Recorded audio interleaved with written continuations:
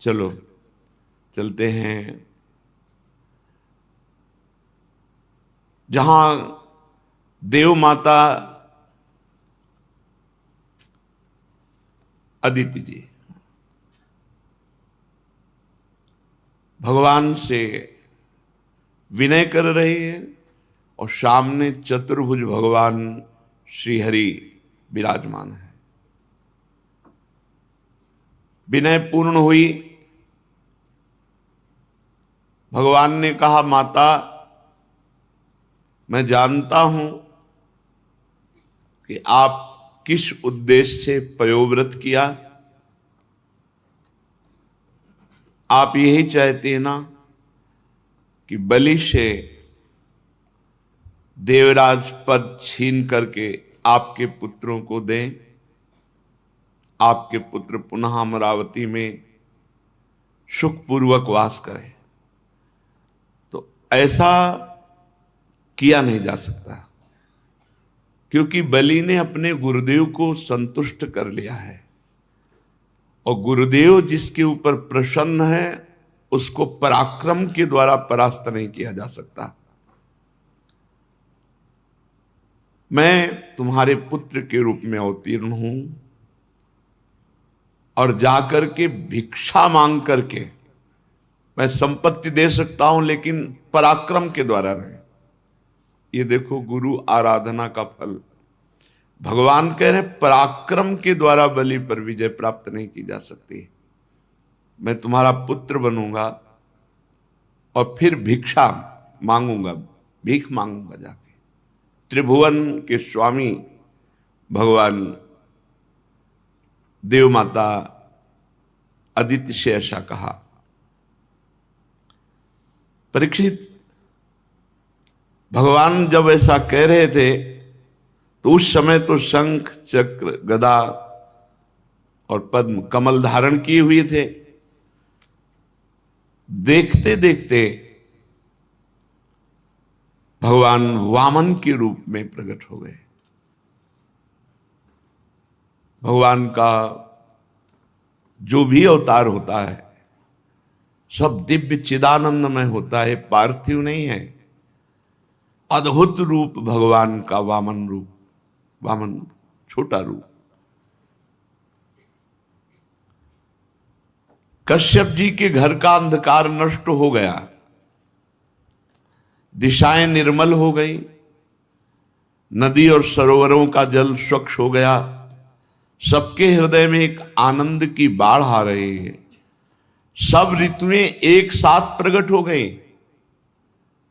स्वर्गलोक, अंतरिक्ष, पृथ्वी, देवता, द्विज, गौ, पर्वत, सबके हृदय में आनंद का उल्लास है। भगवान वामन जिस समय प्रकट हुए उस समय चंद्रमा श्रवण नक्षत्र पर थे। भाद्रपद मास के शुक्ल पक्ष की श्रवण नक्षत्र वाली द्वादशी थी। अभिजीत मुहूर्त में भगवान का जन्म हुआ।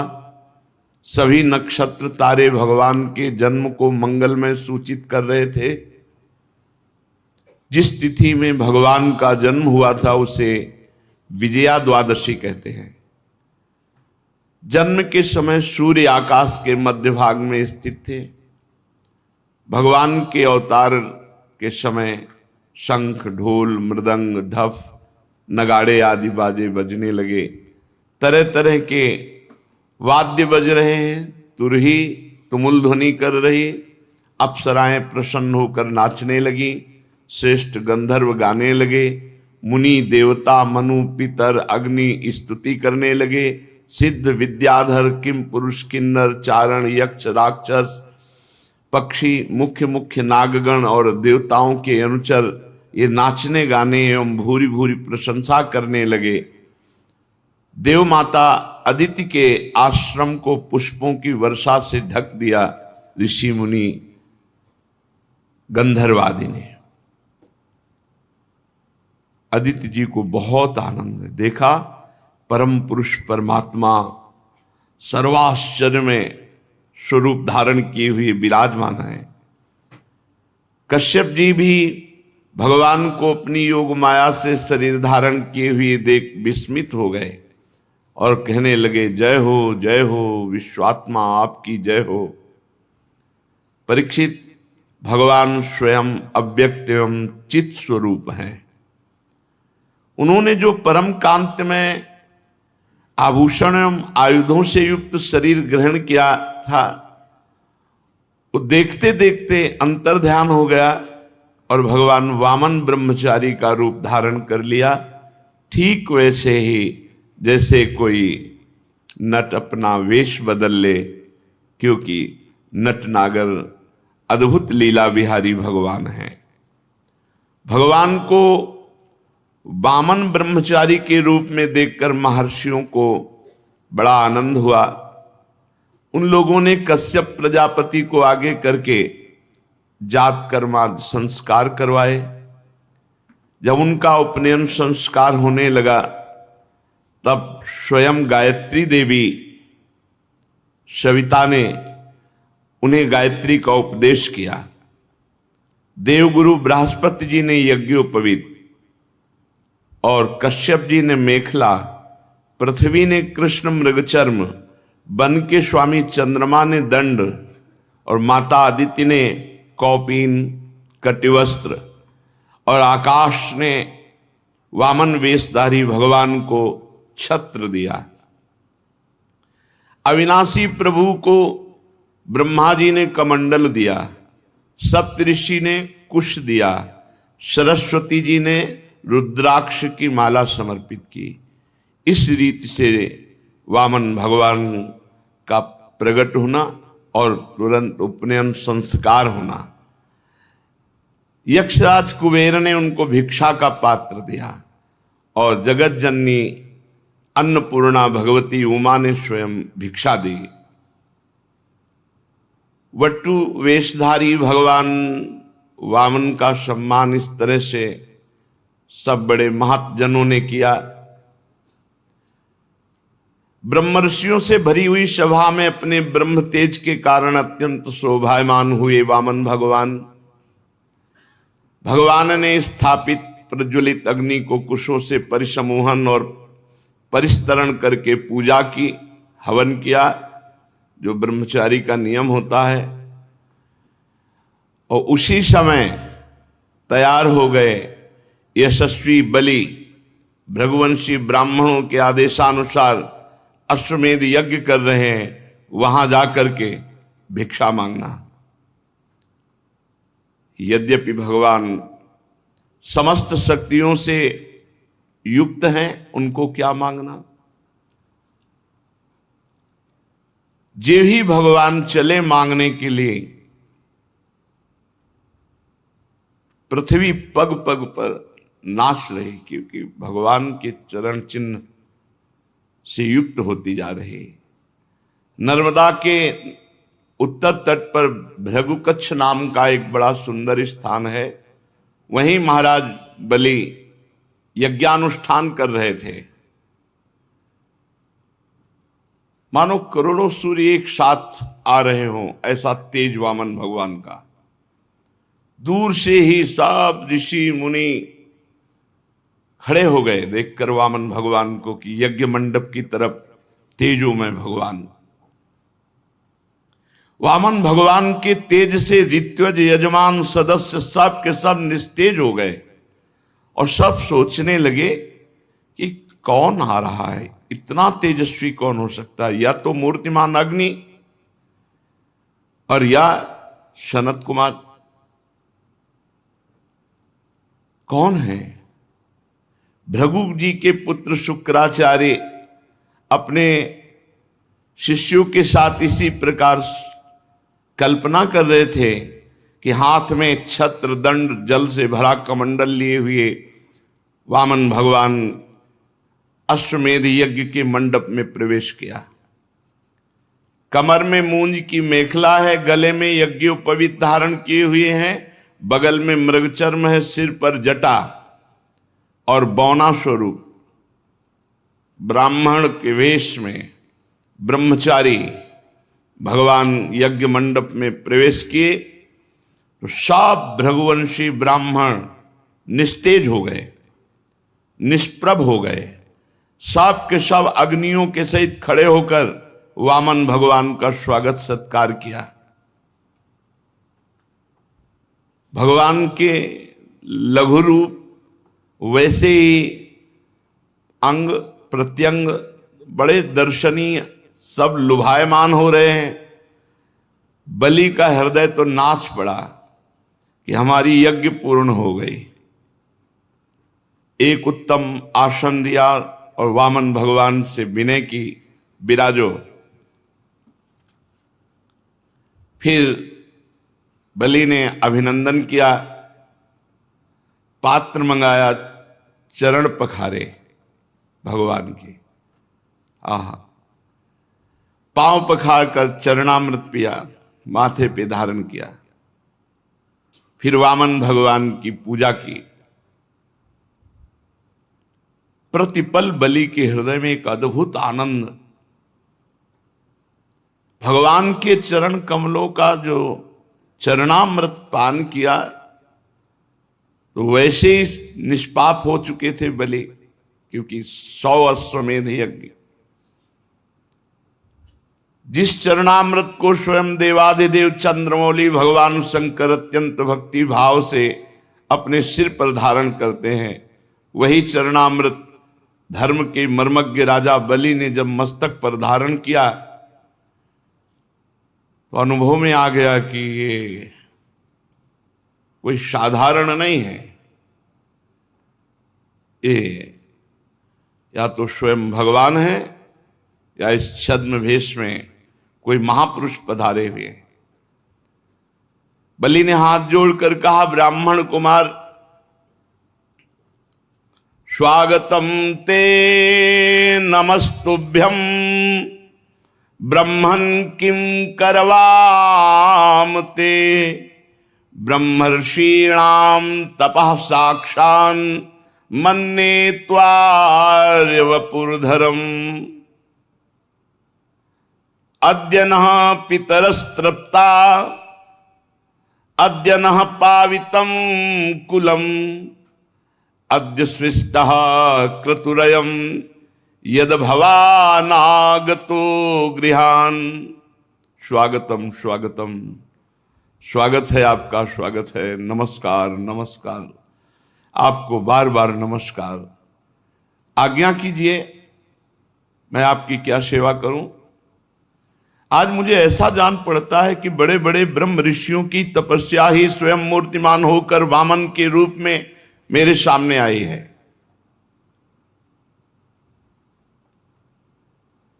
आज मैं धन्य हो गया, आप यहां पधारे। आज मेरे पितर तृप्त हो गए। आज मेरा कुल वंश पवित्र हो गया। आज मेरा यज्ञ सफल हो गया।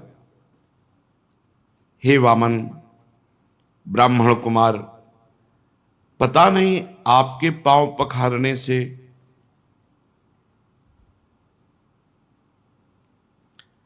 बड़ी बड़ी विधि पूर्वक यज्ञ करने पर भी जो आनंद नहीं आया, वो आनंद आपके पांव पखारने से आया। आज मुझे सब फल मिल गया। ये नन्हे नन्हे चरणों का धोवन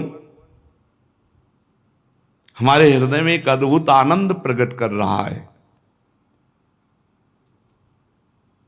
हे ब्राह्मण कुमार, ऐसा जान पड़ता है कि आप यहां ऐसे ही नहीं आए, कोई उद्देश्य लेकर आए।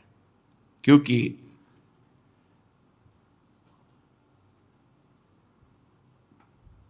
आपके चेहरे से पता चलता है कि आप कुछ मांगना चाहते हैं, कुछ उद्देश्य लेकर आए। पूज्य ब्रह्मचारी, आप जो आज्ञा करेंगे उसकी पूर्ति होगी। गाय, सोना, सामग्री, सुसज्जित घर, पवित्र अन्न, पीने की वस्तु, विवाह योग्य ब्राह्मण की कन्या, संपत्ति से भरे हुए गांव, नगर, राज्य, जो चाहे वो ले लीजिए। अवश्य ही मैं आपको दूंगा, क्योंकि आज मेरा परम मंगलमय है। आप पधारे, इससे परम मंगल। आप जो चाहे।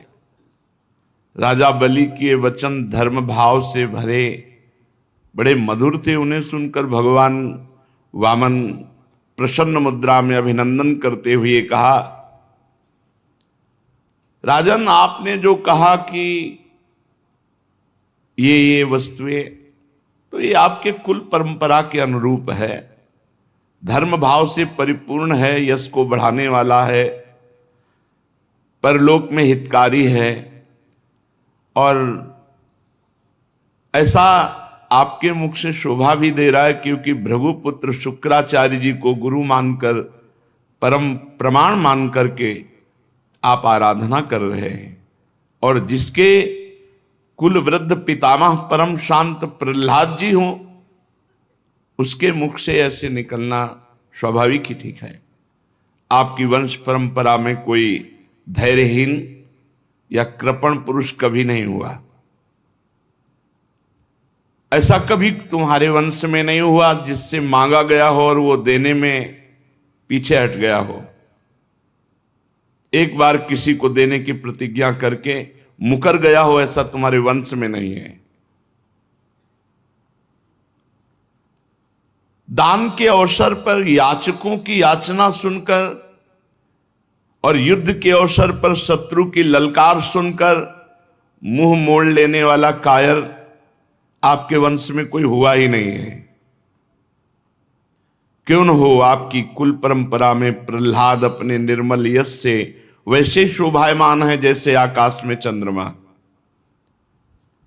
आपको पता होगा महाराज, आपके कुल में ही हिरणाक्ष जैसा वीर का जन्म हुआ। वो वीर जब हाथ में गदा लेकर अकेला दिग्विजय के लिए निकला, तो सारी पृथ्वी में उसका कोई जोड़ नहीं मिला। तब भगवान श्री हरि जल में से पृथ्वी का उद्धार करने गए थे, तो सामने देखा कि हिरणाक्ष गदा लिए हुए विजय प्राप्त की। पर हिरणाक्ष की शक्ति का आज भी हरि बार बार स्मरण करते हैं। विजय तो प्राप्त की हरि ने, पर बार बार हिरणाक्ष की शक्ति का स्मरण करते हैं कि कितना बलवान था। और महाराज, आपके ही वंश में हिरण्यकश्यप हुए। जब हिरणाक्ष के वध का हिरण्यकश्यप को भारी क्रोध में आकर के बैकुंठ में आक्रमण कर दिया। सोचो, बैकुंठ में आक्रमण कर दिया। ये प्रणाली है, जब जैसे किसी की दूध मांगना हो ना, आपकी गाय तो सैकड़ों में एक है और आपका स्वभाव भी ऐसा है। ऐसा स्वभाव नहीं देखा गया जैसा, मतलब उसको इतना बढ़ा के, उसको इतना पुष्ट करके, आपके वंश में कोई ऐसा हुआ ही नहीं जो एक बार कह दे देंगे और फिर मुकर जाए। पूरा पुष्ट पक्का भगवान कर रहे हैं। अब देखो, है तो बलवान हिरण्यकश्यप, लेकिन है तो बहिर्मुख ना। उसने भगवान पर आक्रमण करना चाहा, भगवान उसके हृदय में बैठ गए। वो बहिर्मुख बाहर घूमता रहा, वो भगवान उसके हृदय में रहे, वो जान नहीं पाया। महाराज बलि, आपके वंश में एक से राजन, आपके पिता विरोचन बड़े ब्राह्मण भक्त थे। यहां तक कि उनके शत्रु देवता ने ब्राह्मणों का वेश बनाकर उनसे उनकी आयु का दान मांगा, और उन्होंने ब्राह्मणों के छल को जानते हुए भी अपनी आयु दे डाली। आप भी अपने वंश का ही, और शुक्राचार्य जी आपके गुरु, प्रहलाद जी आपके पूर्वज, बड़ा यश आपके भगवान बड़ाई किए जा रहे हैं। मुंह मांगी वस्तु देने वालों में आप श्रेष्ठ हैं। तो आपने कहा जो इच्छा हो सो मांग लो। तो देखो हम बहुत संतुष्ट ब्राह्मण हैं, संतोषी ब्राह्मण। हमको तो केवल अपने 3 पग पृथ्वी चाहिए, उतने से काम चल जाएगा। 3 पग पृथ्वी वो थोड़ी सी है। अपने पैरों से हम 3 डग केवल नापेंगे, उतनी पृथ्वी दे दो।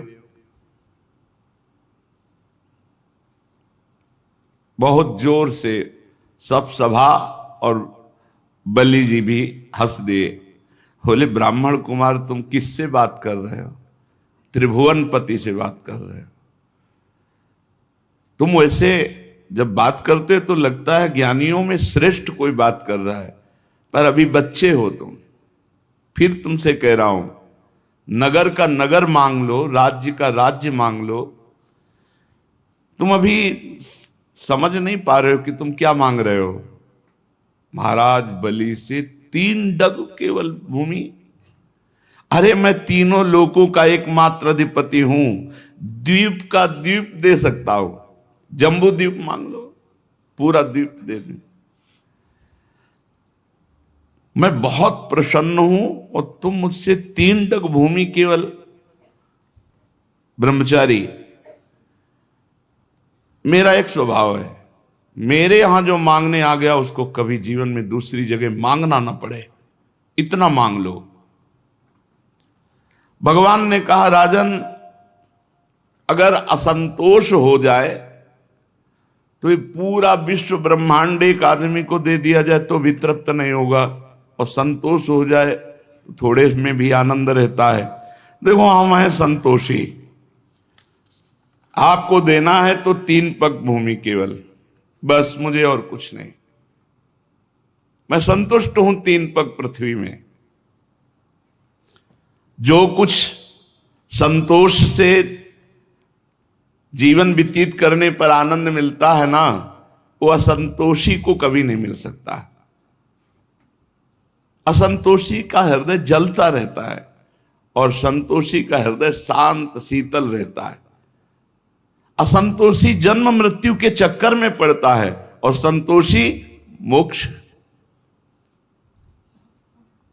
वैसे तो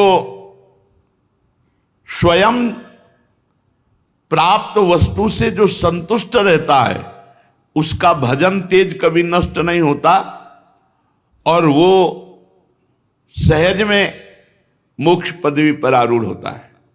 कोई इच्छा नहीं, आकाश वृत्ति से स्वयं जो आए उसी से, न मांगना न कोई उपाय करना। पर हम आए हैं तुम्हारे यहां मांगने, इसीलिए मैं अपनी बात पे डटा हूं कि केवल 3 पग भूमि का आप दान कीजिए। भगवान जब अपनी बात पर डटे हैं तो राजा बलि ने कहा चलो, जिसमें तुम्हें प्रसन्नता हो उतना ही कर लो। 3 पग पृथ्वी चाहिए। जलपात्र उठाया, मैं संकल्प करता हूं। शुक्राचार्य जी सब कुछ जान गए कि अरे वामन रूप में तो स्वयं भगवान है, और राजा बलि को त्रिभुवन से, जो त्रिभुवनपति पद है, उससे हटाने की ये लीला है। शुक्राचार्य जी ने कहा विरोचन कुमार बलि, सावधान, संकल्प मत करना।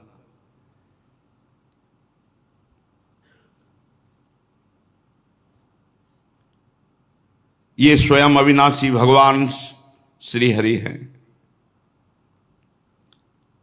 ये बड़े छलिया हैं। ये अपने शरणागत देवताओं का काम बनाने के लिए तुम्हारे सामने मीठी मीठी बातें कर रहे हैं। मैंने ध्यान के द्वारा देख लिया, अदिति देव माता ने आराधना की और उनके गर्भ से अवतीर्ण हुए हैं। महान अनर्थ हो जाएगा अगर 3 पग पृथ्वी का दान देने का संकल्प कर लिया, और ये आप पर ही नहीं संपूर्ण दैत्यों पर अन्याय होगा, और मैं बिल्कुल इसे ठीक नहीं मानता हूं। ये ब्रह्मचारी बनकर बैठे हुए, जानते हो तुम्हारा राज्य, ऐश्वर्य, लक्ष्मी, तेज, विश्व विख्यात कीर्ति, सब कुछ एक क्षण में अपहरण करके इंद्र को दे देंगे। अरे ये विश्वात्मा है, तुम 3 पग भी नहीं पूरे कर पाओगे। मूर्ख, जब अपना सर्वस्व छिन जाएगा तो तेरे परिवार का, तेरे राज्य का कैसे जीवन निर्वाह होगा। अरे ये विश्व व्यापक है, इनको ऐसा मत देख कि ये छोटे से बामन भगवान बैठे हुए। ये विश्व व्यापक विश्वात्मा है, इनका विशाल शरीर इसमें छुपा हुआ है। वो जैसे कितना बड़ा नहीं होता नपना है, वो छोटा है, वो जब बड़ा हो कितना लंबा होता है। तो भगवान छोटे से रूप में, जब शुक्राचार्य, मैं जानता हूं इनको, मैं इनको जानता हूं, शुक्राचार्य जी के, मैं इनको जानता हूं। तुम तीसरा पग पूरा नहीं कर सकते, जब पूरा ना कर पाओगे तब तुम्हारी दुर्दशा हो जाएगी। प्रतिज्ञा पूरी ना करने का तुम्हें पाप लगेगा और तुम नरक जाओगे। इसलिए तुम्हें संकल्प करना ही नहीं है, मेरी आज्ञा है। विद्वान पुरुष उस दान की प्रशंसा नहीं करते जिसके बाद जीवन निर्वाह के लिए कुछ बचे ही नहीं। जिसका जीवन निर्वाह ठीक ठीक चलता है वही संसार में दान, यज्ञ, तपस्या और परोपकार के कर्म कर सकता है। धन के 5 हिस्से लगाने चाहिए। एक हिस्सा धर्म के लिए, गुप्त, कोई जाने ही नहीं तो धर्म माना जाएगा। और एक हिस्सा यश के लिए, जो सब जाने कि हां इतना दान किया। और एक हिस्सा जिससे धन आ रहा है उस धन की अभिवृद्धि के लिए, बढ़ाने के लिए। और एक हिस्सा अपने परिवार के भोग के लिए। और एक हिस्सा आए हुए अतिथि, स्वजन, रिश्तेदार, नातेदार, पशु पक्षी, इनकी सेवा के लिए। जो अपने धन के 5 हिस्से करता है वो इस लोक और परलोक में दोनों जगह सुख पाता है। असुर शिरोमणे, यदि तुम्हें यह चिंता हो कि तुम्हारी प्रतिज्ञा टूट जाएगी तो मैं इस विषय में तुम्हें कुछ ऋग्वेद की श्रुतियों का आश्रय सुनाता हूं। श्रुति कहती है किसी को कुछ देने की बात स्वीकार कर लेना सत्य है, और नकार जाना अर्थात अस्वीकार कर देना असत्य है। पर यह शरीर एक वृक्ष है, सत्य इसका फल फूल है। और जब वृक्ष ही न रहे तो फल फूल क्या करेंगे। इसलिए नकार जाना, अपनी वस्तु दूसरे को न देना, दूसरे शब्दों में अपने लिए भोग के लिए संग्रह बचाए रखना, इस शरीर रूपी वृक्ष का मूल है। इसलिए इतना उचित है कि ना कर दो, नहीं दे पाएंगे। शुक्राचार्य जी अपने शिष्य को नीति का वर्णन, प्रीति का नहीं वर्णन कर रहे। हां मैं दूंगा, ये वाक्य ही धन को दूर कर हटाने वाला है, इसलिए कह दो नहीं दूंगा।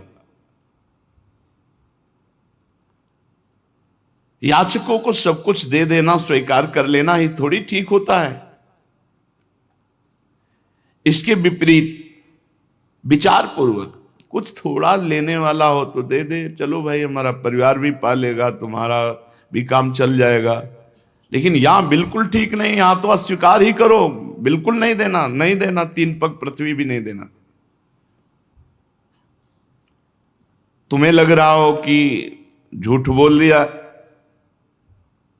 तो देखो यहां झूठ बोलने में पाप नहीं लगता। जब अपनी स्त्री को प्रसन्न करने के लिए, तो झूठ बोलने में कोई बात नहीं। शुक्राचार्य जी महाराज प्रमाण दे रहे हैं।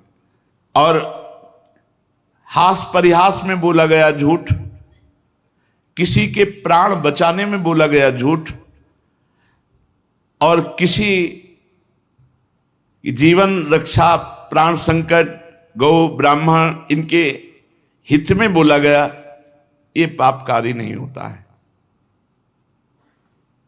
अपनी स्त्री को प्रसन्न करने के लिए बोला गया, हास परिहास में बोला गया, और किसी की आजीविका जा रही है और आप झूठ बोल दो बच जाएगी तो आप झूठ बोल दो, वो सत्य का फल मिलेगा आपको। किसी के प्राण जा रहे हैं और आपके झूठ बोलने से बच जाते तो आप झूठ बोल दो, उसके प्राण बच जाएंगे। गौ ब्राह्मण के हितकर में अगर आप झूठ बोल देते हैं तो वो सत्य के समान होगा। किसी की निंदा होने जा रही है, उसका बेचारे का सर्व यश क्षीण हो जाएगा, झूठ बोल दो बच जाएगा। ये स्थान बताए शुक्राचार्य जी ने और कहा तुम झूठ के लिए डरो मत, बोल दो मैं नहीं दे पाऊंगा 3 पग पृथ्वी। गुरुदेव बोल रहे हैं। राजा बलि ने कहा भगवान आपका कहना सत्य है, गृहस्थाश्रम में रहने वालों के लिए वही परम धर्म है जिससे उनकी आजीविका में बाधा न पड़े। परंतु गुरुदेव मैं प्रहलाद जी का पौत्र हूं। आहा, प्रहलाद जी का पौत्र हूं, अर्थात भगवान के भक्ति और भक्तों की श्रेणी में चरम अवस्था को प्राप्त महापुरुष, ऐसे महापुरुष का पौत्र होकर एक बार देने की बात कहकर मैं मुकर जाऊं, कभी नहीं हो सकता। इससे बढ़कर के कोई पाप नहीं हो सकता मेरे लिए कि वामन ब्रह्मचारी हमारे यहां मांगने आए और मैं अपने सुख के लिए कह दूं कि नहीं नहीं अब मैं झूठ बोल जाऊं कि अब आपको नहीं दे पाऊंगा पृथ्वी। महाराज, इस संसार में सबसे बड़ी बात है आए हुए अतिथि का, शरणागत का पूर्ण रूप से स्वागत करना सबसे बड़ी बात है। दधीची अपने हड्डियों को, जीवन को दे दिया, सिवी काट काट के मांस दे दिया कबूतर की रक्षा के लिए। इन महापुरुषों ने दुष्ट प्राणों को दान कर दिया। ये तो पृथ्वी मांगने आए हैं और इस पर हम विचार, सोच विचार इतनी गहराई से नहीं। महाराज गुरुदेव, ऐसे लोग संसार में बहुत नहीं देखे जाते जो देने की बात कह करके डटे रहें, युद्ध में जो कभी पीठ ना दिखाएं और जिनके घर से कभी भिक्षुक वापस नहीं गया, ऐसे ज्यादा नहीं देखे जाते। शतपात्र प्राप्त हो और धन का दान कर दे, इससे बढ़कर लाभ क्या हो सकता है। गुरुदेव, उदार करुणाशील पुरुष अपात्र याचक की कामना पूर्ण करके भले दुर्गति भोगना पड़े स्वीकार करते हैं। फिर आप जैसे ब्रह्मवेत्ता पुरुष इन परम तेजस्वी ब्रह्मचारी जो हम पात्र हैं, इनकी अभिलाषा पूर्ण करने में आप कह रहे हैं कि ना कह दो। और आपने संकेत किया कि वरदानी भगवान श्री हरि हैं, तब तो और मैं उत्साहित हो गया कि त्रिभुवन के स्वामी होकर के ये भिक्षुक बन करके हमारे सामने आए हैं। अरे ये तो अपने पराक्रम से भी ले सकते थे। जब ये त्रिभुवन के पति होकर के भिक्षुक बन करके आए हैं तो इनको अवश्य अवश्य अवश्य दान करूंगा। मेरे अपराध को क्षमा करो कि मैं आपकी आज्ञा का उल्लंघन कर रहा हूं। ये अधर्म से मुझे बांध लें, मेरा अनिष्ट करें, मुझे भयभीत करें, मैं विचलित नहीं होऊंगा। ये पवित्र कीर्ति भगवान श्री हरि ही क्यों ना हो, ये अपना यश खोना नहीं चाहेंगे। अगर ये मांगने पर उतर गए हैं तो ये छीन भी सकते हैं। और अगर कोई दूसरा हमसे छल करना चाहे तो ये समझ लो मैं आपकी कृपा से इतना बलशाली हूं कि मेरे बाण की चोट खाकर सदा के लिए वो सो जाएगा। मैं गुरुदेव आपकी बात नहीं मानूंगा। शुक्राचार्य जी ने देखा कि शिष्य तो अश्रद्धालु हो गया, हमारी बातें ही नहीं मान रहा और ऋग्वेद और हर वेद के उपदेश दे रहे हैं। संकल्प बाद में हुआ, साप पहले मिला। यत तज्ञ विस्मय परिणामे अमृतोपमम्। ये बात ध्यान रखो, सतमार्ग में शुरुआत में जे भी चलोगे तो विपरीतता आ जाएगी। देखो अभी संकल्प नहीं किया और शुक्राचार्य जी ने हाथ में जल लिया और कहा मैं शाप देता हूं, तुम्हारा संपूर्ण ऐश्वर्य भ्रष्ट हो जाए, तुमसे छिन जाए, तुम ऐश्वर्यहीन हो जाओ। गुरु की आज्ञा का उल्लंघन।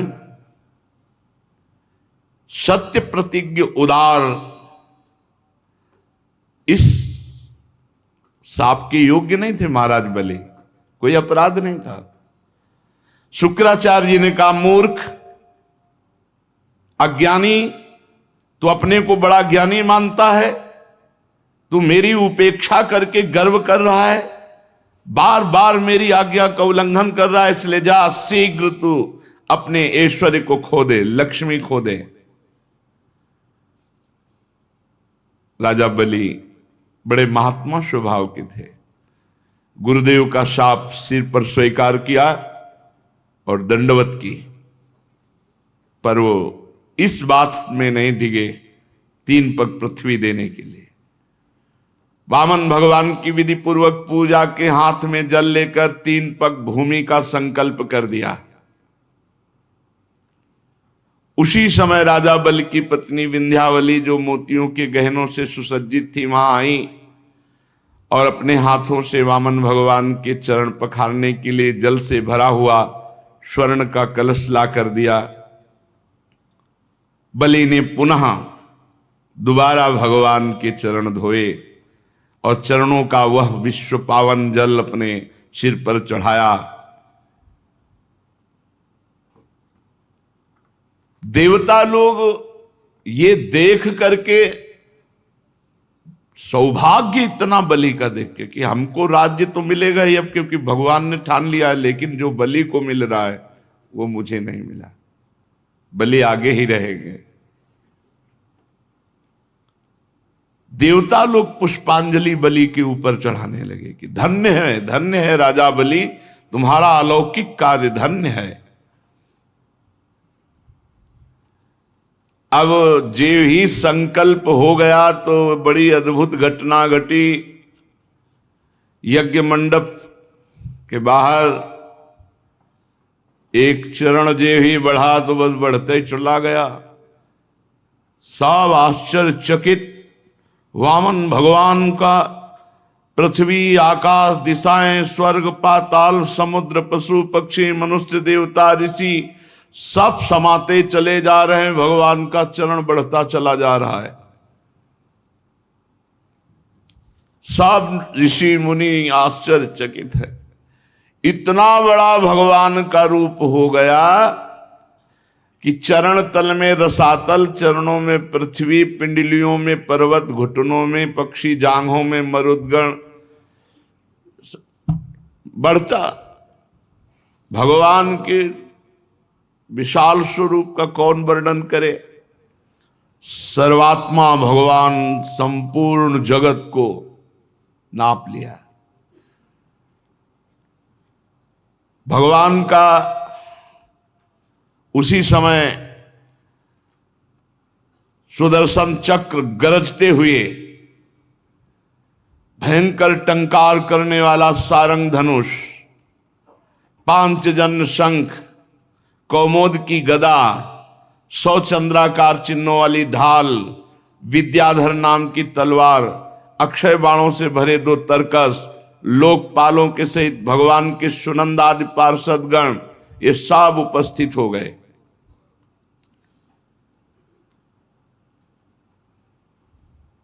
परीक्षित, भगवान का चरण कमल ये जब ब्रह्मलोक पहुंचा, यहां से बढ़ता हुआ ब्रह्मलोक, ब्रह्मा जी ने देखा, अरे ये तो श्री भगवान का श्री चरण है। तो नखचंद्र की छटा से सत्यलोक फीका पड़ गया। भगवान के चरणों की नख कांति से ब्रह्मलोक फीका पड़ गया। स्वयं ब्रह्मा उस प्रकाश में डूब गए। मरीच आदि ऋषि, सनंदन आदि नैष्ठिक ब्रह्मचारी, बड़े बड़े योगी भगवान के चरण कमल की अगवानी की। वेद उपवेद नियम यम तर्क इतिहास वेदांग पुराण सहित ये सब मूर्तिमान होकर वहां भगवान के चरणों की आराधना। योग रूप वायु से ज्ञानाग्नि को प्रज्वलित करके कर्ममल को भस्म कर डाला, वो सब महात्मा वहां विराजमान भगवान के चरण कमल की वंदना की।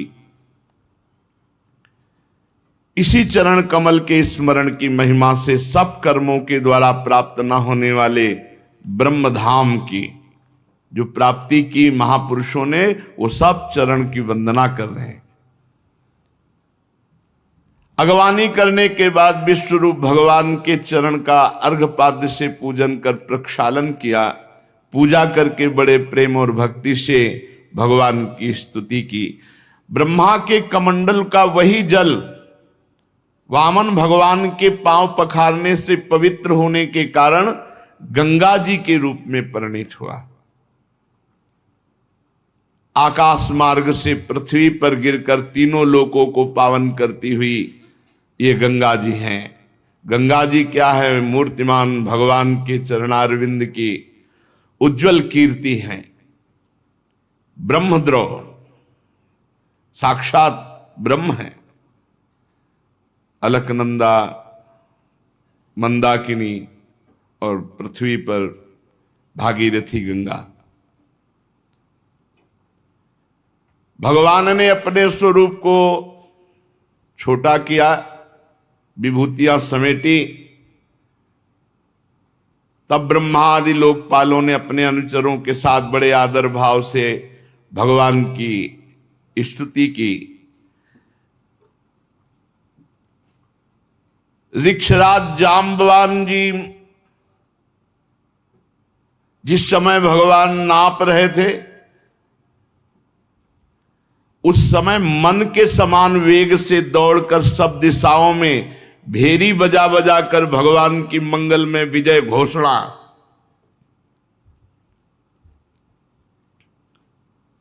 तभी वो जब कौन जाए समुद्र के पार, तो कह रहे हैं कि समुद्र क्या, बूढ़ा हो गया हूं। नहीं तो जितने में भगवान ने 2 पग पृथ्वी नापी थी, उतने में 7 परिक्रमा पूरे ब्रह्मांडों की। और हर जगह जय घोष, वामन भगवान की जय। मन के वेग के समान, मन के वेग के समान। जैसे आप बंबई गए हो, अभी सोचो अभी पहुंच जाओगे, अभी मन बंबई की वो सीन ले आएगा जो आप देखे हो। या अमेरिका गए हो, या इतना तीव्र गति थी जाम्बवान जी की। और बहुत पुराने हैं ये, हर अवतार में है। देखो वामन अवतार में ये लीला, और रामा अवतार में वो लीला, और कृष्णा अवतार में भी लीला। जाम्बवती जी इन्हीं की तो पुत्री है। और युद्ध भगवान श्री कृष्ण से बहुत दिन जो अंदर युद्ध चला, जब जाम्बवान रग रग दर्द करने लगी तो उन्होंने कहा ऐसा पिटाई करने वाला कोई हो ही नहीं सकता दूसरा स्वामी के सिवा, कि जो हमारे शरीर में पीड़ा पहुंच जाए। तब उन्होंने कहा प्रभु आप हमारे राम जी हो। तो श्याम जी ने दिखाया राम जी का रूप, तो कहा भेंट में कन्या स्वीकार करो, ये दहेज में सिमंतक मणि ले। जाम्बवती जी वहीं, महाभागवत जाम्बवान जी, भगवान की मंगल में विजय घोषणा की। दैत्यों ने देखा, जो बड़े बड़े वीर थे, कि 3 पग पृथ्वी मांगने के बहाने तो सारा त्रिभुवन ले गए। हमारे महाराज यज्ञ में दीक्षित हैं, वे कुछ कहेंगे नहीं। तो उन्होंने कहा, अरे ब्राह्मण नहीं है, ये महामायावी हरि है, ब्राह्मण के भेष में आकर देवताओं का काम बना रहा है। हमारे स्वामी यज्ञ में दीक्षित है, इसलिए इस ब्रह्मचारी वेश बनाकर आने वाले, याचना करने वाले पर आक्रमण करो। दैत्यों ने कहा, हमारे स्वामी को इसने छल लिया है। हमारे स्वामी कभी झूठ नहीं बोलते। ऐसी अवस्था में हम लोगों का कर्तव्य होता है अपने स्वामी की संपत्ति की रक्षा करना। और असुरों ने अपने अपने हथियार उठा लिए, वामन भगवान को मारने के लिए टूट पड़े। पहले ही बता दिया कि जब वामन भगवान ने अपने चरण बढ़ाना शुरू किया था तो दिव्यास्त्र और दिव्य पार्षद सब पहले उपस्थित हो गए थे। एक क्षण में जितने दैत्य उत्साहित होकर के, तो नंद सुनंद जय विजय प्रबल बल कुमुद कुमुदाक्ष विश्वक्सेन गरुण जयंत, श्रुतदेव पुष्पदंत सात्वत, ये भगवान के दिव्य पार्षद संहार करने लगे दैत्यों का। जब राजा बलि ने देखा कि भगवान के पार्षद मेरे सैनिकों को मार रहे हैं, तो उनको शुक्राचार्य जी के शाप का स्मरण आया कि गुरुदेव ने शाप दे दिया है कि ऐश्वर्य भ्रष्ट हो जाओ। तो उन्होंने कहा, विप्रचित्ति राहु नेमी आदि दैत्यों, मेरे भाइयों मत लड़ो, शांत हो जाओ, इस समय हमारा अनुकूल नहीं है। दैत्यों, काल के विधान को जानने वाले, सामर्थ्य रखते हुए भी अपने क्रोध को दबा करके समय का इंतजार करते हैं। ये समय सही नहीं है। देखो, जब हमारी उन्नति का समय था तो काल हमारे पक्ष में था, देवताओं को बिना लड़े स्वर्ग छोड़कर भागना पड़ा था। आज काल हमारे प्रतिकूल है, इसलिए हमारी अवनति होनी है। बल, मंत्री, बुद्धि, दुर्ग, मंत्र, औषधि, कोई उपाय इस समय मेरा काम नहीं करेगा, क्योंकि काल हमारे अधीन नहीं। इस समय काल विपरीत है। तुम लोग चिंता मत करो, शांत हो जाओ। दैव काल जब हमारे अनुकूल होगा तब हम पुनः इंद्र पद प्राप्त करेंगे। परीक्षित अपने स्वामी बलि की बात सुनकर भगवान के पार्षद विजयश्री और दानो भाग गए। भगवान ने पक्षीराज गरुण से कहा कि बांधो इस बलि को, वरुण पास में बांध दो। ये बहुत कष्टप्रद पास होता है, प्रतिपल प्राणों को कष्ट देता है। बांध दिया गया, वरुण पास में बलि को बांध दिया। वैसे बिल्कुल विचित्र लीला है इनकी। देखो, जब केवल इनको कोई पकड़ना चाहता है कि मुझे केवल भगवान चाहिए, तब ये बात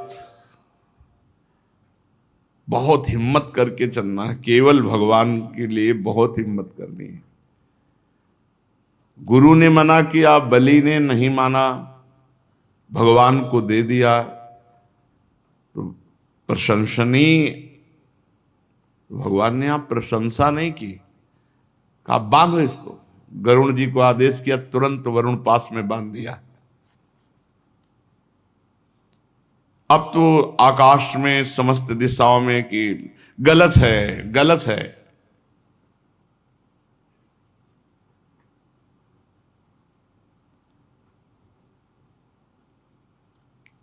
क्योंकि जिसने सर्वस्व अर्पित कर दिया, अब क्या है?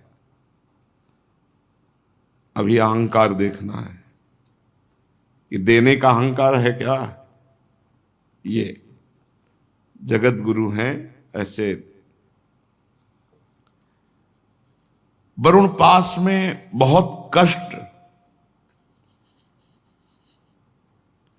सब संपत्ति छिन गई और लेने वाले कठोर व्यवहार दिखा रहे हैं। बांध दो, बांध दिया, जैसा विपक्ष में होता है।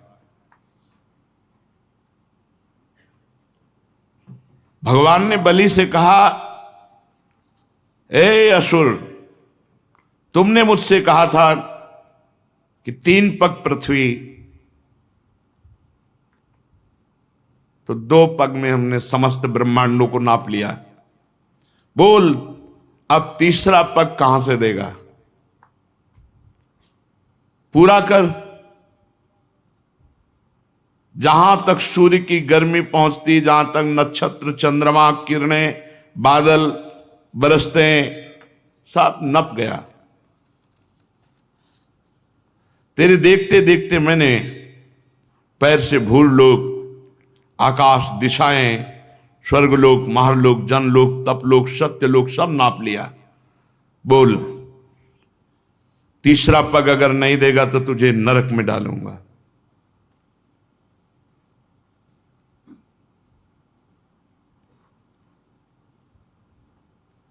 यही संभाले तो संभल सकता है, नहीं तो ऐसी कैसे ऐसे हो सकता है। और गुरु तो तेरे प्रतिकूल हो ही गए हैं, शाप दे ही दिया है, अब अवश्य अवश्य तुम नरक जाओगे। जो दान देने की बात करके मुकर जाता है, धोखा देता है, उसके सारे पुण्य नष्ट हो जाते हैं, उसे नरक में गिरना पड़ता है। तुझे बड़ा घमंड था, मैं त्रिभुवनपति हूं, मैं बड़ा दानी हूं, मैं दूंगा, ऐसा कह के, और फिर दे नहीं पाया। अब तीसरा पग पूरा करने तुझे नरक भोगना पड़ेगा। महाराज बलि ने कहा, आराध्य देव, आपकी बड़ी पवित्र कीर्ति है, तो क्या आपने ये समझा कि मैं झूठ बोल रहा था कि तीसरा पग, 3 पग पृथ्वी नहीं दे पाऊंगा? ऐसा नहीं है, मैं आपको सत्य बोल रहा हूं और सत्य दिखाऊंगा। आप धोखे में नहीं हैं। 2 पग से हमारी संपत्ति नापी, अब तीसरा पग से मुझे नापो, क्योंकि मैं संपत्ति से अलग हूं, मैं संपत्तिवान था। अब अपना चरण मेरे माथे पे रखो, उसी वामन रूप में नापो मेरे को। 1 पग मैं हूं, क्योंकि भगवान वामन रूप में। मैं झूठ नहीं बोला था, और ये भी नहीं कह रहे कि आपने छल किया है। आपकी पवित्र कीर्ति है। आप मेरी बात को असत्य समझते हैं, ऐसा नहीं, मैं उसे सत्य कर दिखाता हूं। आपको धोखे में नहीं डाला। आप कृपा करके तीसरे पग को मेरे मस्तक पर धार, और ये नरक में जाने का भय किसी और को दिखाओ, हमें नहीं। देखो, ये भक्त का हृदय होता है। आप मुस्कुरा रहे हो ना, मुझे दुख भरे पास में बांध करके, मुझे कोई दुख नहीं है इससे। आप ऐसा दिखा रहे हो ना कि मेरे पास अब फूटी कौड़ी भी नहीं बची है, गुरु भी विपरीत हैं, और आप भी मुझे दंड दे रहे हैं, इस पर मुझे बिल्कुल कोई भय नहीं है। मैं डरता हूं तो केवल इस बात से कि मुझसे कोई त्रुटि ना हो जाए, अपराध ना बन जाए। अपने पूजनीय गुरुजनों के द्वारा जो दंड दिया जाता है वो तो पावन करने वाला होता है, और मैं ऐसा दंड चाहता हूं, क्योंकि ऐसा दंड ना माता पिता भाई बंधु नहीं दे सकते, वो तो गुरुजन ही दे सकते हैं। प्रभु, आप छिपे रूप से अवश्य ही हमें श्रेष्ठ शिक्षा दी है। आप हमारे परम गुरु हैं। जब कोई धन से मतवाला होता है, बल से मतवाला होता है, अहंकार से मतवाला होता है, तो आप उसे ठीक करते हैं, उसको ज्ञान नेत्र प्रदान करते हैं, उसके अहंकार का नाश करके।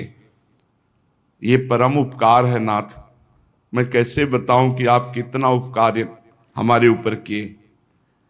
अनन्य भाव से योग करने वाले योगी गण जो सिद्धि प्राप्त नहीं कर पाए, वो सिद्धि मुझे प्राप्त हुई।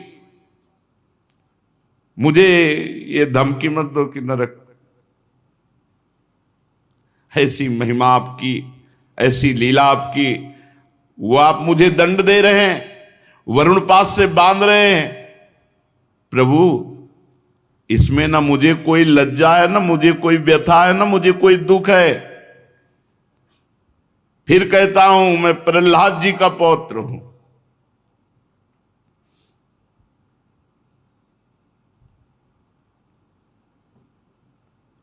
कितना कष्ट दिया गया प्रहलाद जी को, लेकिन अपनी निष्ठा से विचलित नहीं हुए। यही है भक्ति का स्वरूप, यही है कि स्वयं हम जिसकी भक्ति कर रहे हैं वही हमारे विपरीत अगर लीला करने लगे तो भी हमें उनको नहीं छोड़ना। ये बड़ी परिपक्व अवस्था भक्ति की होनी चाहिए। देखो, सब कुछ समर्पित है, अब आपके सिवा कोई है नहीं, और आप ही विपरीत हो, गुरु भी विपरीत हो गए, सब विपरीत हो गए, तो आप कम से कम आप तो विपरीत ना होइए। लेकिन आखिरी हद की बात है कि आप भी विपरीतता दिखा रहे हो। कह रहे हैं तुझे पक्का नरक मिलेगा, और गरुण जी से कह के वरुण पास में बंधवा दिया, और कहां तीसरा पग पूरा करेगा, बड़ा दानी बनता है। ऐसा ये जैसे जादूगर की हर चाल को जमूरा जानता है, ऐसे ही भगवान की भक्ति में इतनी सामर्थ्य है कि भगवान की हर चाल को पहले ही भक्त के अंदर भक्ति समझा देती कि ऐसे से ऐसे चलना है। इसीलिए भक्ताधीन भगवान को कहा गया है। भक्ति के भाव में भरकर भगवान अजित को जीत ले, वो भक्ति है। इसलिए भगवान की भक्ति में इतनी सामर्थ्य है कि जो न योगी, न तपस्वी, न ज्ञानी कभी भगवान को अधीन कर नहीं पाए, वो भक्तों के पीछे डोले हैं, भक्तों के पीछे डोले हैं। भक्तन पाछे यो फिरत जीव बछरा संग गाय, भक्ताधीन मनः पूज्य गोपाल शास्त्र नाम। भक्ता अधीन प्रहलाद जी की मेरे पितामह हैं, सारे जगत में प्रसिद्धि है। किस बात से? कि आपके भक्तों में सर्वश्रेष्ठ है। तो प्रभु, मैं उन्हीं का पौत्र हूं।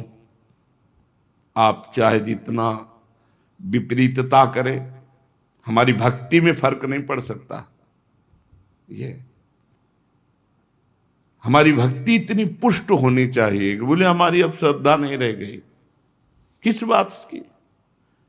जहां ऐसी परिस्थिति है कि श्रद्धा नहीं रह जाना चाहिए, वहां देखो भक्ति कैसे कि ये विनोद भरी बात किसी और को कहो जाकर, क्योंकि डर जाएगा कि तुम्हें नरक मिलेगा। भगवान कह रहे हैं तुम्हें नरक मिलेगा, अब तो पक्का मिलेगा, तो डर जाना चाहिए।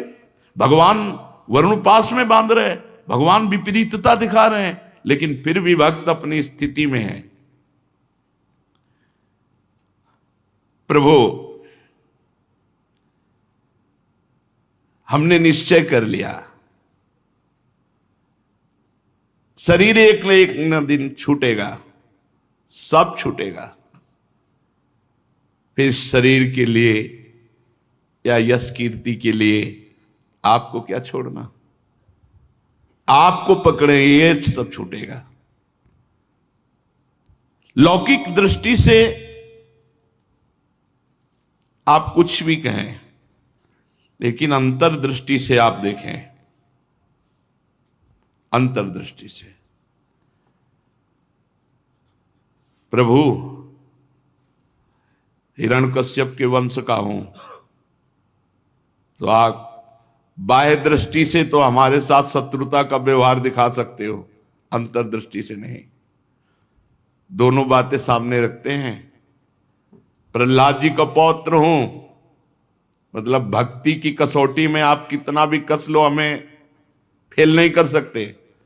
और ये जो बाहर लीला कर रहे हो गलत है नहीं, क्योंकि हिरण्यकश्यप हमारे ही पितर है, तो आपसे द्रोह करते थे, तो आप द्रोह की लीला हमसे करोगे, कर लो। पर अंतर्दृष्टि से देखो आप, बलि ऐसा बोल ही रहे थे, मुख में भगवान नाम, आंखों में अश्रु, प्रहलाद जी पधारे। राजा बलि ने देखा कि मेरे पितामह बड़े तेज संपन्न और मुस्कुरा रहे हैं, कमल के समान कोमल नेत्रों से अश्रुबिंद टपक रहे हैं। वरुण पास में बलि बंधे हुए, इसलिए जैसा प्रहलाद जी के आने पर आदर करते थे वैसा नहीं कर पाए, केवल नेत्रों से। प्रहलाद जी ने देखा भक्तवत्सल भगवान वहां विराजमान है, सुनंद नंदादि पार्षद सेवा कर रहे हैं। प्रहलाद जी तो वैसे ही पुलकित अश्रु प्रवाह, लेकिन जब देखा कि बलि जी पर इतनी कृपा, तो साष्टांग भगवान के चरणों में लौट गए। और फिर जो भगवान से वार्ता हुई वो आगे शिष्य आगे। श्री राधा वल्लभ लाल की।